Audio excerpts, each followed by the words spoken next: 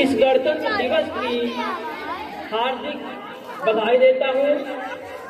आप लोगों ने मदरसा अरबिया फैजुल उलूम के बच्चों का प्रोग्राम बहुत दिलचस्पी से सुना। माशाअल्लाह बच्चों ने बहुत अच्छा प्रोग्राम किया। तो आज का दिन हमारे लिए बहुत खास दिन है। आज के दिन 26 जनवरी 1950 को हमारा देश एक गणराज्य बना। तो मैं आज के दिन पे कुछ चर्चाएं करूंगा। आज का दिन हमें कैसे मिला, जो 26 जनवरी 1950 को हमारा देश जब गणतंत्र हुआ, इसी दिन हमको एक नियम और अधिकार का एक सेट मिला जिसे भारतीय संविधान कहा जाता है।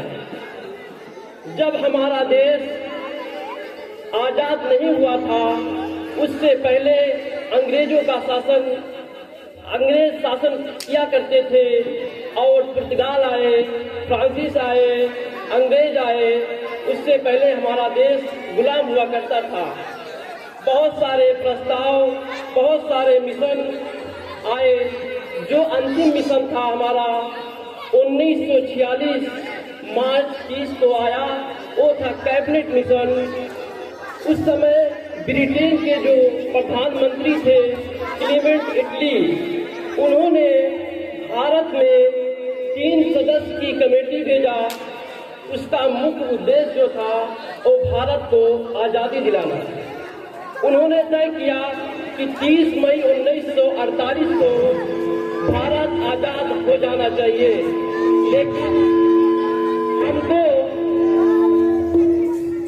लेकिन हमको 15 अगस्त 1947 को आजादी मिल गई। अब आजादी से काम नहीं चलने वाला। इस देश को चलाने के लिए नियम और कानून की आवश्यकता होती है। उसके बाद जो 1946 में भारत के वायसराय थे लॉर्ड वेवेल ने मई में उनका जो प्रस्ताव था, मिशन था, उसको स्वीकार किया और प्रथम चुनाव 1946 जुलाई मंथ में हुआ। उसके बाद 9 दिसंबर को एक मीटिंग होती है दिल्ली के संविधान हॉल में। उसमें डॉक्टर सच्चिदानंद सिन्हा को अध्यक्ष के रूप में चुना जाता है, जो अस्थायी अध्यक्ष थे। 11 दिसंबर 1946 को जब सेकेंड मीटिंग होती है तो डॉक्टर राजेंद्र प्रसाद को अस्थायी अध्यक्ष चुना जाता है। अब यहीं से प्रक्रिया हमारी संविधान निर्माण के लिए शुरू हुई।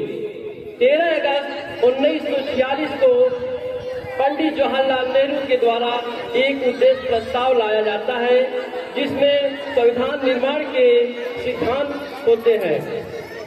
हमारा संविधान को बनने में 2 वर्ष 11 माह 18 दिन लगे और 26 नवंबर 1949 को हमारा संविधान बनकर तैयार हुआ और 26 नवंबर को हम संविधान दिवस के रूप में मनाते हैं। लेकिन इस दिन संविधान को पूर्ण रूप से लागू नहीं किया गया। 24 जनवरी 1950 को उस संविधान के पहली दस्तखत जो भारत के प्रथम राष्ट्रपति डॉक्टर राजेंद्र प्रसाद की होती है, उसके बाद 26 जनवरी 1950 को हमारा संविधान पूर्ण रूप से लागू हुआ। वही आज 26 जनवरी का दिन है जिसे हमें संविधान मिला। हमें गर्व होना चाहिए आज के दिन पे।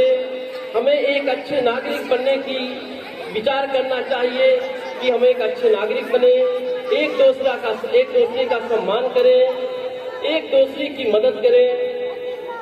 इन्हीं सभी बातों हमको कहनी थी। और जो मदरसा अरबिया फैजुल उलूम के बच्चों ने बहुत अच्छा प्रोग्राम किया। दिसंबर माह में एक परीक्षा ली गई थी जिसमें 30 प्रश्न पूछे गए।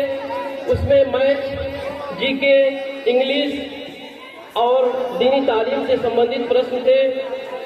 11 बच्चों ने, लगभग 56 बच्चों में से 11 बच्चों ने अपने इनामात हासिल किए और मैं अपने बुजुर्गों, भाई बहनों और बच्चों के वालिद और वालिदा से कहना चाहूँगा कि बच्चों की तालीम पे आप लोग ज़्यादा ध्यान दें।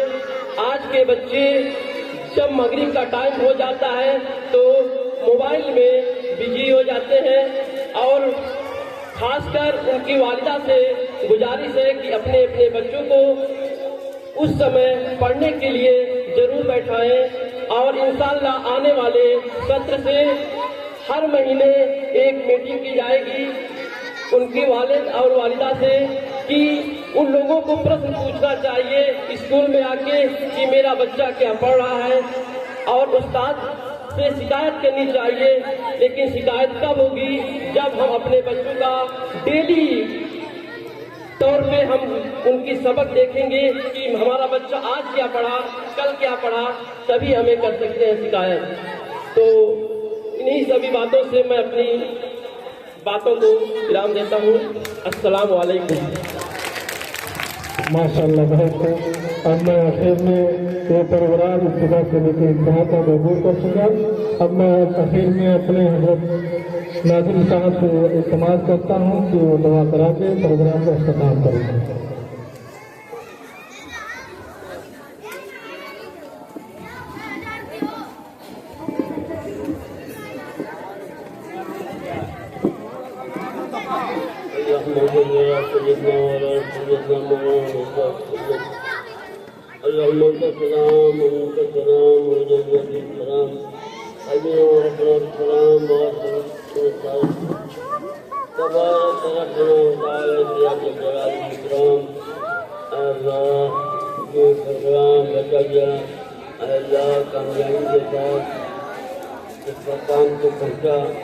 जिस तरीके से बच्चों ने मेहनत की है अल्लाह की मेहनत को बराबर फरमा।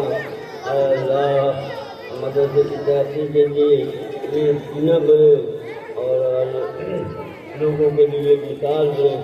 अल्लाह हम जब तक दुनिया में कायम रहे, इस्लाम पर कायम रहे, मर्द को खात्मा ईमान करो।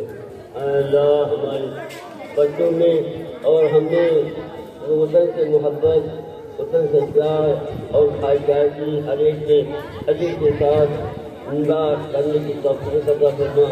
अल्लाह हम दुनिया में जब तक जिंदा रहे, इस्लाम पर कायम रहे, मर्द को खात्मा ईमान करो।